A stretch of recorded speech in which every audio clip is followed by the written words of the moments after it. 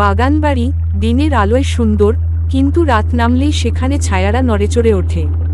বাতাসে ফিসফিসানি, মাটির নিচে লুকিয়ে থাকা রহস্য, আর এক অভিশপ্ত অতীত।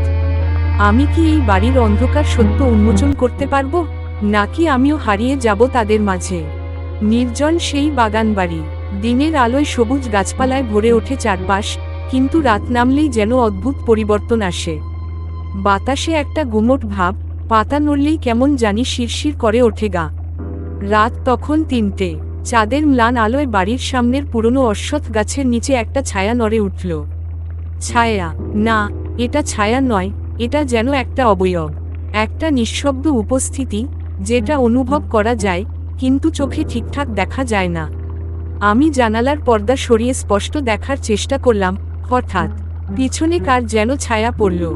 আমার ঘরের দরজা তখনও ভেজানো ছিল, কিন্তু জানালা দিয়ে স্পষ্ট দেখলাম একজোড়া রক্তলাল চোখ জ্বলজ্বল করছে অন্ধকারে। কে কে ওখানে? আমার গলা শুকিয়ে কাঠ, কিন্তু উত্তর এল না, শুধুই একটা ফিসফিসানি শ্বাস নেয়ার মতো শব্দ। পরের দিন সকালে আমি বাগানে গিয়ে খোঁজ নিলাম। মালি কাকাকে জিজ্ঞেস করতেই উনি থমকে গেলেন। তার চোখে একটা আতঙ্ক খেলে গেল, যেন এই বিষয়ে কথা বলাটাই বারণ। ছাড়েন বাবু, বেশি জানার দরকার নাই। অনেক পুরনো কথা, ভুলে যান। আমি অবাক হলাম। পুরনো কথা মানে? উনি ধীরে ধীরে বলতে শুরু করলেন। এই বাগানবাড়িটা নাকি একসময় এক জমিদার বাবুর ছিল। তিনি অত্যন্ত নিষ্ঠুর ছিলেন। শোনা যায় তার নিষ্ঠুরতার কারণে এক অভাগা কিষাণ নিজের স্ত্রী সন্তানসহ আত্মহত্যা করে এই বাগানে। সেই রাত থেকে নাকি এখানে কিছু একটা থেকে গেছে। বাতাসে হালকা একটা শীতল অনুভূতি ভেসে এল, যেন কেউ ঠিক পাশ দিয়ে হেঁটে গেল। রাত 10টা, আমি বাগানে একটা লণ্ঠন হাতে বের হলাম। চারদিক শুনশান নীরবতা, বাতাসের দোলায় লতা পাতা কেঁপে উঠছে, যেন তারা কিছু বলার চেষ্টা করছে। ঠিক তখনই একটা চাপা হাসির শব্দ এল। হ্যাঁ, নিশ্চিত হাসির শব্দ। কিন্তু কোথা থেকে? আমি পিছনে তাকালাম, কিছু নেই। আবার সেই হাসি, এবার একটু জোরে। লণ্ঠনের আলো একটু দূরে ফেলতেই দেখি একটা মেয়ের অবয়ব আধো অন্ধকারে দাঁড়িয়ে আছে। চোখের ভিতর গভীর শূন্যতা, পরনে সাদা পোশাক, এলোমেলো চুল, আর একটা বিকৃত হাসি। তুমি কেন এখানে? গলাটা ঠান্ডা, কিন্তু ভেতরে চাপা রাগের সুর। আমার হাত পা জমে গেল। পালানোর ইচ্ছা প্রবল হলো, কিন্তু পা নড়ছে না, যেন কেউ শক্ত করে চেপে ধরেছে। আমি বেঁচে গিয়েছিলাম, কিন্তু সেই রাতের পর থেকে আমার ঘুম হারাম। পরদিন সকালে আবার গেলাম বাগানে। খুঁজতে খুঁজতে একটা পুরনো কুয়োর কাছে গেলাম। সেই কুয়োর মুখ অনেক বছর ধরে বন্ধ করা। বৃদ্ধ মালি কাকা বললেন, ওখানে তাকাবেন না বাবু, অভিশাপ আছে। কিন্তু আমি নাছোড়বান্দা। কুয়োর মুখে হাত দিতেই কেমন জানি একটা শীতল অনুভূতি ছুঁয়ে গেল, এবং ঠিক তখনই একটা হাত কুয়োর ভেতর থেকে উঠে এলো। আমি ভয়ে পেছনে ছিটকে পড়লাম।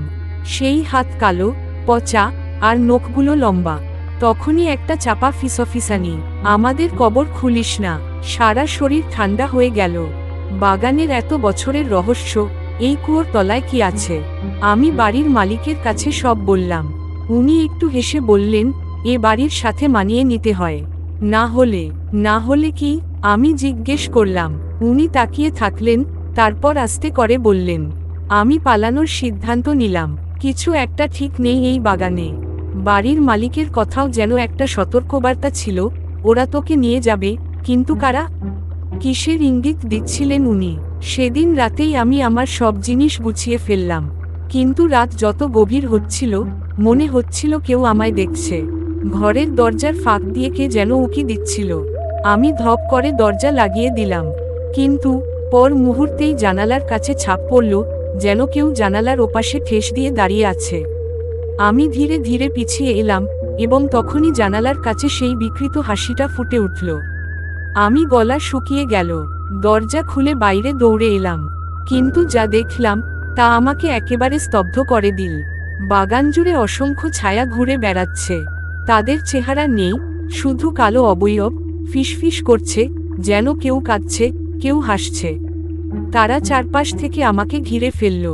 একটা গভীর গলার আওয়াজ এল, তুইও আমাদের মতো হয়ে যাবি। আমি প্রাণপণে চিৎকার করতে চাইলাম, কিন্তু আওয়াজ বেরোলো না। তখনই পুরনো কুয়োর দিক থেকে শো শো শব্দ আসতে লাগলো, যেন তার গভীর থেকে কিছু উঠে আসছে। আমি দেখলাম কুয়োর ধারে সেই নারী, যার চোখের গভীরে শুধুই শূন্যতা। উনি হাত বাড়িয়ে দিলেন, আর তার ঠোঁট নরল। আমাদের সাথে চল। বাতাস ভারী হয়ে গেল, আমি অনুভব করলাম শরীরটা যেন মাটির নিচে টেনে নিয়ে যাচ্ছে কিছু। আমি চেষ্টা করলাম দৌড়াতে, কিন্তু আমার পা নড়ছে না। হঠাৎ একটা তীব্র আলোর ঝলকানি, আমি চোখ বন্ধ করে ফেললাম। আমি চিৎকার করে পেছনে সরে এলাম। আয়নায় যা দেখলাম তা কি সত্যি? না, এটা হতে পারে না। আমি এখনো বেঁচে আছি, তাই তো? আমি নিজের হাত স্পর্শ করলাম, কিন্তু কিছু অনুভব করতে পারলাম না। আমার শরীরের উষ্ণতা কোথায়? হাতের তালু আয়নার দিকে তুলতেই আয়নার ভেতরের সেই নারীও হাত তুলল, কিন্তু তার আঙুলগুলো ছিল হাড়সার, নখগুলো লম্বা, আর চামড়া রক্তশূন্য। এটা আমি নই। আমি ধপ করে মাটিতে বসে পড়লাম, মাথার ভেতর একটাই প্রশ্ন, আমি কি মরে গেছি? বাড়ির মালিক তখনও দরজায় দাঁড়িয়ে হাসছেন। তার চোখের ভেতরেও সেই একই অন্ধকার। তুমি এখন এ বাড়ির অংশ। না, আমি এখান থেকে বের হব। আমি চেঁচিয়ে উঠলাম। তিনি শান্ত কণ্ঠে বললেন, এখান থেকে বেরোনোর পথ নেই। তোমার শরীর নেই, আর শুধু আত্মা আছে, এবং তা এই বাড়ির সাথে বাধা পড়ে গেছে। আমি আতঙ্কে চারদিকে তাকালাম। বাগানের গাছপালার ফাঁক দিয়ে অসংখ্য ছায়া উকি দিচ্ছে। তারা নিঃশব্দে আমাকে দেখছে। তারা কারা? একটা চাপা ফিসফিসানি কানে এলো, আমরা সবাই একদিন তোমার মতো ছিলাম। আমি ছুটে দরজার দিকে দৌড়ালাম, কিন্তু দরজা একটা অদৃশ্য শক্তি দিয়ে আটকে আছে। ঠিক তখনই পায়ের নিচের মাটি কাঁপতে লাগলো, যেন কিছু একটা জেগে উঠছে।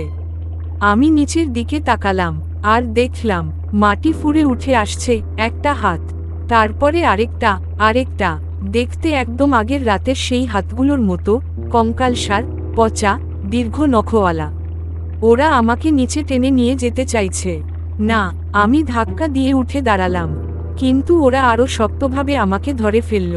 ঠিক তখনই বাতাসে একটা অদ্ভুত শব্দ হলো, একজন নারীর কান্না। আমি মাথা তুলতেই দেখলাম সেই নারী দাঁড়িয়ে আছে, কিন্তু এবার তার চোখে ছিল দুঃখ। সে হাত বাড়িয়ে দিল, তুমি এখনো মুক্তি পেতে পারো। আমি বিস্মিত হলাম, কিন্তু কিভাবে? সে মৃদু স্বরে বলল, যে অভিশাপ দিয়ে শুরু হয়েছিল তা শেষ করতে হবে। আমি হঠাৎ সব বুঝতে পারলাম। এই বাড়িতে অনেক আগে অন্যায় হয়েছিল। সেই জমিদার এই নারীকে হত্যা করেছিল, তাই সে আর সব আত্মা আটকে রেখেছে। আমাকে তার প্রতিশোধ সম্পূর্ণ করতে হবে। আমি তার কথা মতো করলাম। পুরনো কুয়োর কাছে গেলাম, যেখানে জমিদারের লাশ